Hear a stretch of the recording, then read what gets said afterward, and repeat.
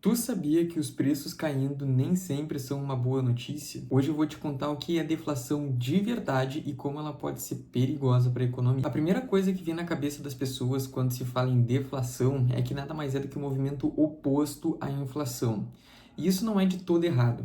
A questão é que as pessoas não sabem o real conceito de inflação e isso acaba impactando no entendimento do que é deflação. Eu já fiz um vídeo falando sobre inflação e a sua verdadeira definição está aparecendo aqui no canto superior da tela se tu ainda não assistiu. Ou, se acha que inflação é simplesmente o aumento dos preços, eu recomendo que assista o vídeo para um entendimento completo. Mas resumindo, a inflação ela não é o aumento dos preços. Isso é só a forma mais comum das pessoas perceberem a inflação. A inflação é a perda no poder de compra, o que significa que o teu dinheiro vale menos, consequentemente consegue comprar menos coisa com a mesma quantidade de dinheiro que comprava no período anterior. Agora sim, tendo a real definição de inflação, a gente consegue a real definição de deflação. Se a inflação é a perda do poder de compra, a deflação é o ganho do poder de compra, ou seja, a valorização do teu dinheiro, quando tu precisa de menos dinheiro para comprar a mesma coisa que tu comprava no período anterior. Isso pode até ser raro de acontecer, mas acontece. Um exemplo em que tu precisa de R$ 100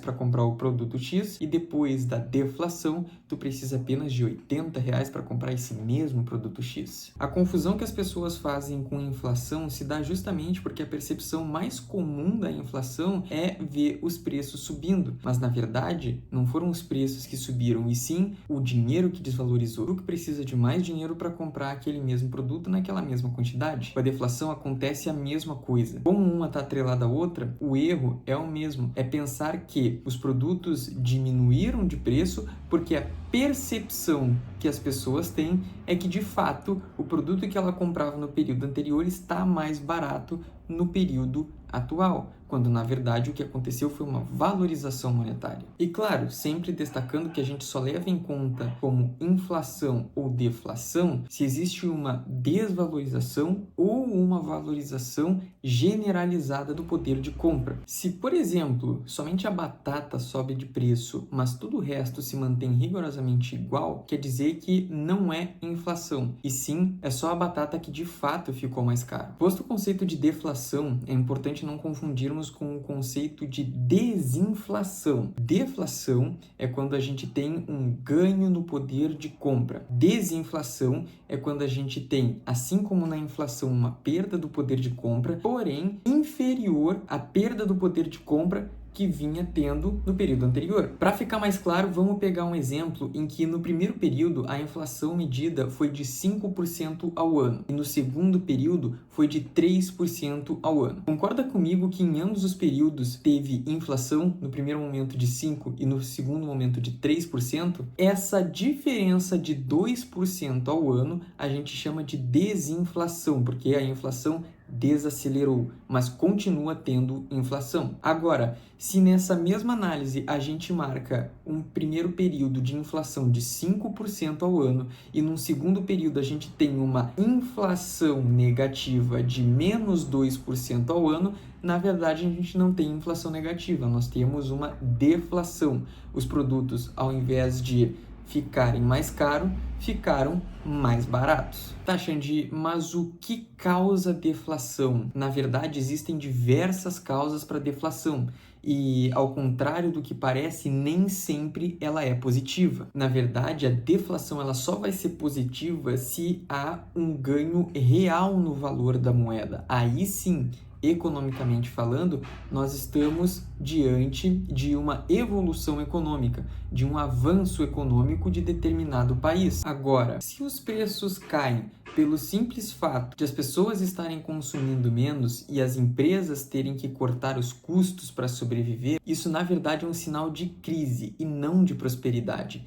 Pensa comigo no seguinte exemplo. Digamos que no Brasil uma casa média custe R$100 mil.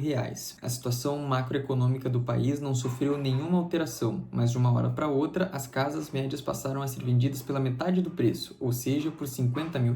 Isso pode significar que as pessoas na verdade não estavam tendo condições de arcar com esses R$100 mil para comprar uma casa. Com isso, a demanda caiu drasticamente por parte da população e a oferta continuava continuava aumentando por conta dos novos empreendimentos que surgiam no mercado. Lembra? Oferta e demanda? Quanto maior a oferta e menor a demanda, nós temos uma tendência de baixa nos preços. Então chegou um ponto que haviam tantas casas médias para serem vendidas, mas com tão pouca demanda de pessoas que pudessem arcar com esses custos, mesmo que de forma financiada, que para as empresas por trás dessas construções não quebrassem, elas tinham que vender essas casas a preço de custo ou a uma margem de lucro mínima. Nesse cenário, com o mercado desaquecido, muitas pessoas seriam demitidas. Essas pessoas demitidas ficariam sem uma renda, logo é mais uma pessoa para entrar na estatística de gente que não consegue custear uma casa média no Brasil. E isso vai gerando um efeito cascata gigantesco. Esse foi só um dos exemplos de quando a deflação pode ser prejudicial para nós. Existem vários outros que, se eu fosse ficar listando aqui, esse vídeo ficaria enorme. Então, se eu fosse resumir para vocês quando que a deflação é boa,